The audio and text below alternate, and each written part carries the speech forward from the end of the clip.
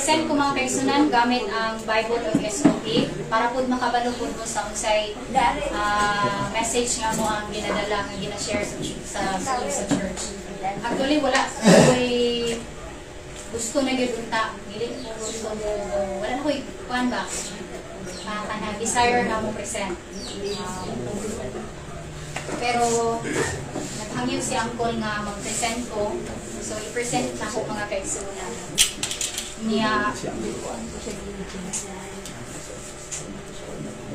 Present na mo, kumaturan na nila para makasangyaw po sa mga.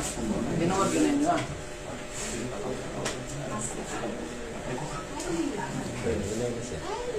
Diba, Brad? Kumaturan na, i-present ginani mo. Ginani mo kaduwan.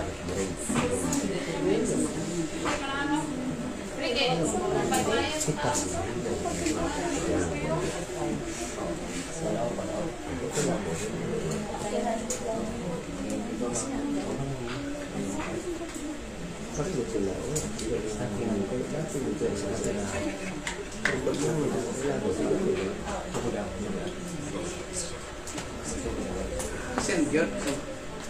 Maturan yan, present. Pwede ka nagtag sa kaadlaw. Present mo ka sa Ginoo. Ikaw itig pumayag sa pulong sa Diyos. Pwede ka nagtag sa kaadlaw para di kita kasala, kagapon na na. tampul ano eh.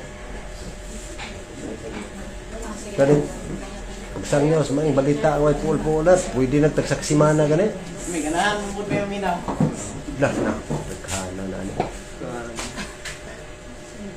Sige, atong lesson mga kaigsunan sa Revelation chapter 7.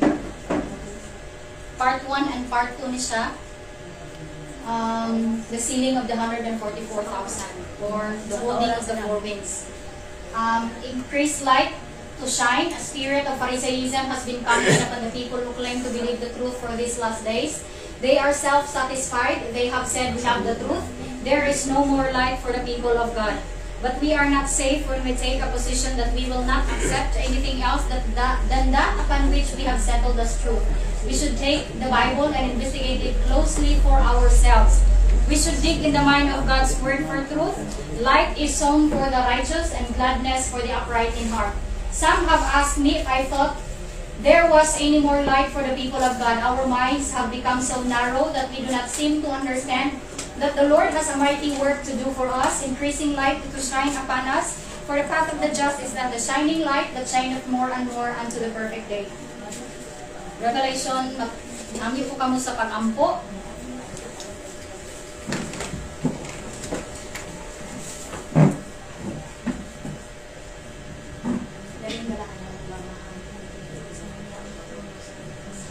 Father, mayong hapon, masaluan sa aming kalutan, sa aming pagkahugaw, sa aming pagkalang sa aming panlalason, sa aming pagpakaulang sa aming dalaan. Masaluan niyo sa pagtamag-tamag sa imong kamatuotan, kanalangin niyo karon na tuon sa imong balaan ng mga tulong, labi na niining importante na kahayag na naa sa Revelation chapter 7.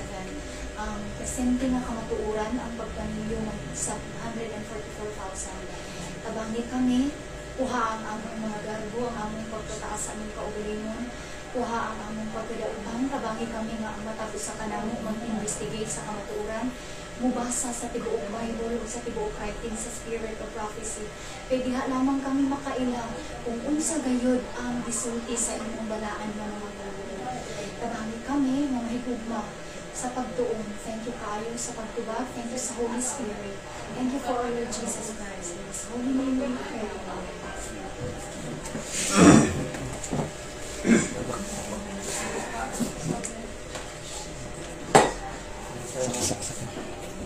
Revelation chapter 7.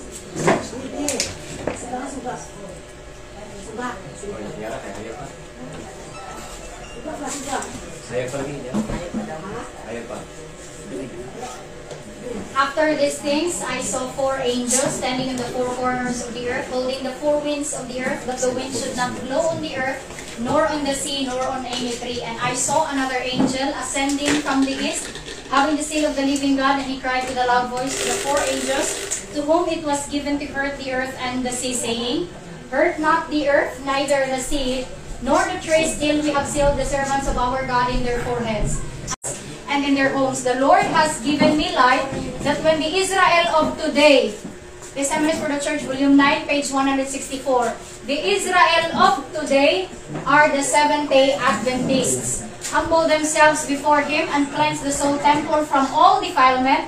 He will hear their prayers in behalf of the sick and will bless in the use of His remedies for disease. So, ang Seventh-day Adventist mo ang Israel of today. Sa taliwala sa Seventh-day Adventist Church, mahitabo ang pagpaniliw sa 144,000. Is it literal or symbolic number? Nadungog ni John the Revelator ang nasilyuhan.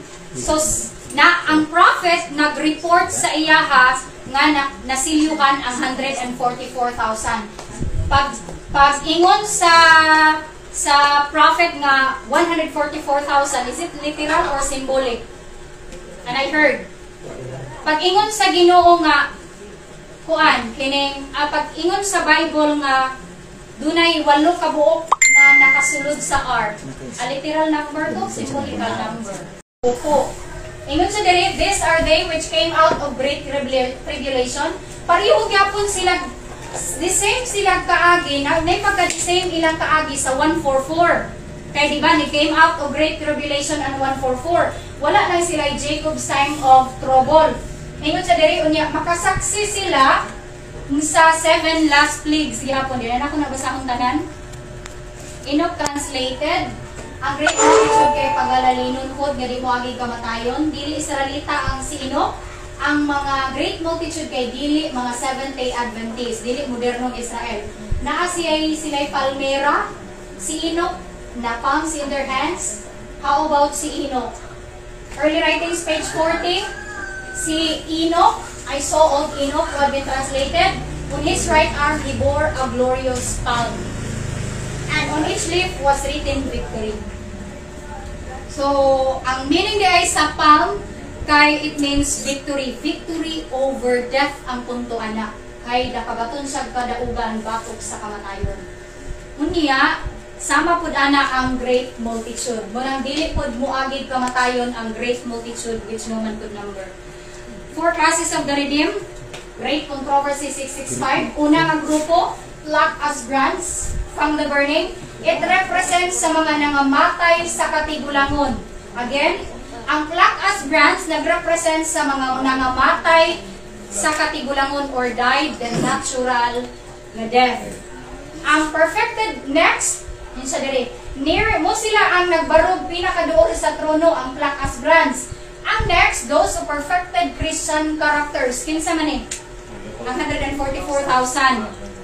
Kay no guile in their mouth sila. Unya, these are they that without fault in the eyes of God. So they perfected Christian character. Dayon ang sunod. And the millions, ikatulong nga grupo, the millions of all ages who were martyred for their faith. So ikatulong nga grupo kay mga martyrs, nindutano, and ikaupat, and beyond is the great multitude. Gilain ang great multitude, gilain ang martyrs. Gilain ang those, sige to, perfected Christian character, gilain pod ang plucked as brands. So dunay 4 classes of the redeemed. Ingon sa diri, padayon ta ang plucked as brands, doon na to'y lahi. Managkalahi ang ilahang uniform.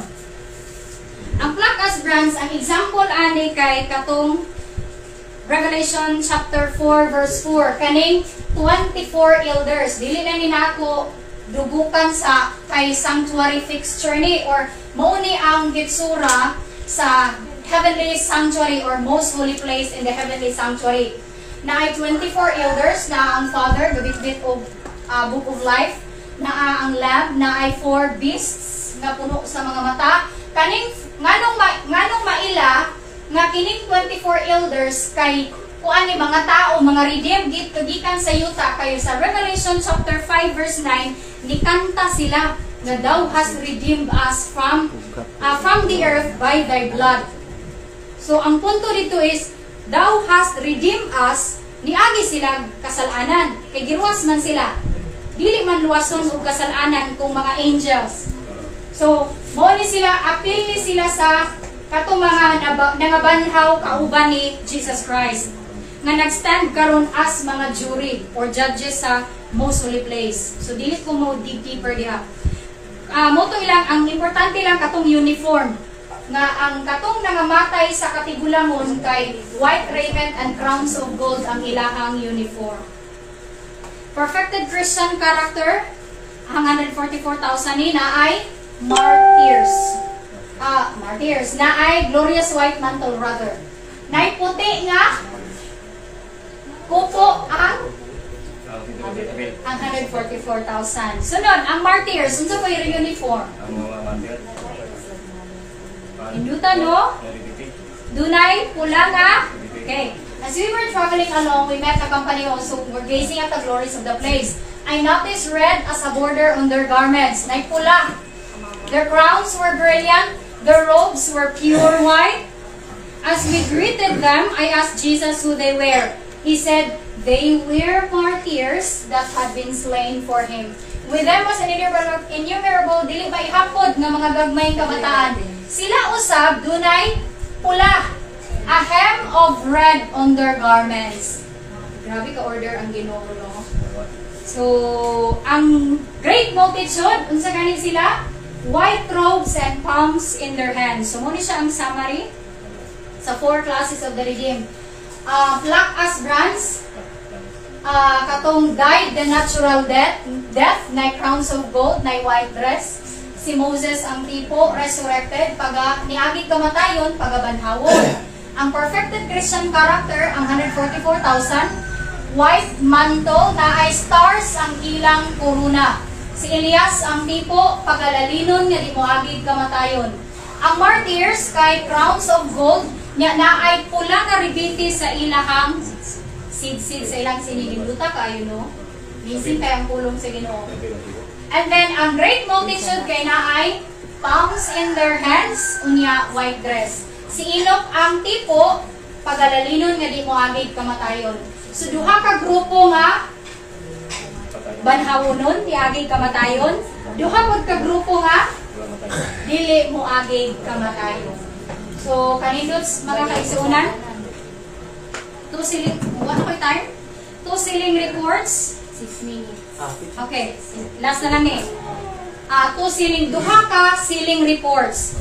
Ingon siya diri sa Ezekiel 9 verse 11, and behold, a man clothed with linen, which had the inkhorn by his side. Wala na ko data natuplo. Beside reported the matter saying, I have done as thou hast commanded me. Pag humana o report sa ceiling angel, niingon din ang Ginoo sa iyaha. Ang Ginoo kay naglingkod sa usa sa trono sa Dios. Nagdidala ni siya sa upat ka mga ligid sa cherubims. And he spake unto the man clothed with linen. Ang Dios na ni iyang gislingnan katong nagsulog og lino nga tao or nga angel and said, go in between the wheels, even under the cherub. Ato ni hinumduman, human ni siya og report. Now, and behold, the man clothed with linen, which had the inkhorn by his side, reported the matter, saying, I have done as thou hast commanded me. Sa verse 11 na. Pagka chapter 10, and he spake unto the man clothed with linen, go in, gisugo niya ang ceiling angel, nga muadto siya in between the wheels, even under the cherub, and fill thine hand with coals of fire. Muadto siya sa between the wheels, puno niya iyang kamot sa coals of fire. From between the cherubims, nga naa taliwala sa cherubims, and scatter them over the city, and he went in my sight. Pag humanig siling sa 144,000, gisugo dayon sa Dios ang ceiling angel nga mukuha og coals of fire between the wheels. Unya, scatter din niya over the city. Unsay represent aning coals of fire? It represents the outpouring of the Holy Spirit. Okay, naani siya 2, yes, Acts 2:3 ang call. Unya, mo na ni ang second na pod nga sealing report. Kaya atong hinumduman, ang first report, 144,000, nagsugo pa ang Dios nga mokuha og coals of fire. Scatter over the city. Sa early writing 279 to 280, mo ni ang second report. I saw angels hurrying to and fro in heaven.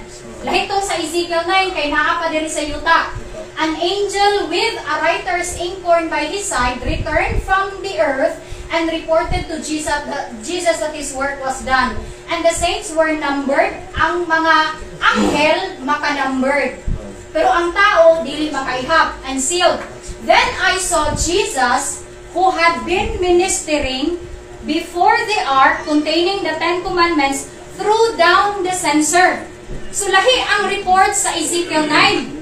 Human og siling. Kay nagsugo pa man ang Dios nga muadto sa katubitang mukuha og coals of fire between the cherubims. Pero kaning second nga siling report kay di nagcommand siya nga ay iyang gihimo kay gi-throw down niya ang censer. He raised his hands with a loud voice said, "It is done." And all the angelic hosts laid off their crowns as Jesus made the solemn declaration, "He that is unjust, let him be unjust still, and he that is filthy, let him be filthy still." So, ang difference sa duha ka sealing report kay ang human sa pag-report sa sealing angel sa Ezekiel 9, gisugo pa siya sa Dios. Nami siya sa Ezekiel 1 nga throne. Locomotive throne ni siya, na upat ka trono ang Dios, kung tuna na to ang Bible. Duha ka locomotive and duha ka stationary throne. Ang Dios misugo sa sealing angel nga mukuha pa og coals of fire. Pero sa second sealing report kay si Jesus Christ kay naa sa most holy place, unya niingon ra iya ra dayong gi-throw down the censer. So duha na ka managkalahi ang coal. Katong sa naa siya sa most holy place nga gi-throw down niya ang censer motong sealing sa great multitude. Kanina yung sealing angel sa sa Ezekiel 10, mo ni siyang pagkatapos sa pagsilyo sa 144,000. Pag human og silyo sa 144, dibubo din ang Pentecostal power, motong coals of fire, og ni loud cry din sila. Motong at the 11th hour, thousands upon thousands ang makonvert at the 11th hour. So motong kariring sa great multitude which no man could number. Muna ang great multitude which no man could number, dili gihapon mo agig kamatayon. So dili siya pwede isagol nga ang 144 maura na ang great multitude. Kay lahi man nilang uniform. Wala may kupo ang great multitude. Ang great multitude kay maura na ang katong nangamatay sa una pa. Dili pud pwede kay ang martyrs na ay pula nga ribiti sa ilahang sinina. Unya, wala sila'y palmera. Nakuha na to ang punto.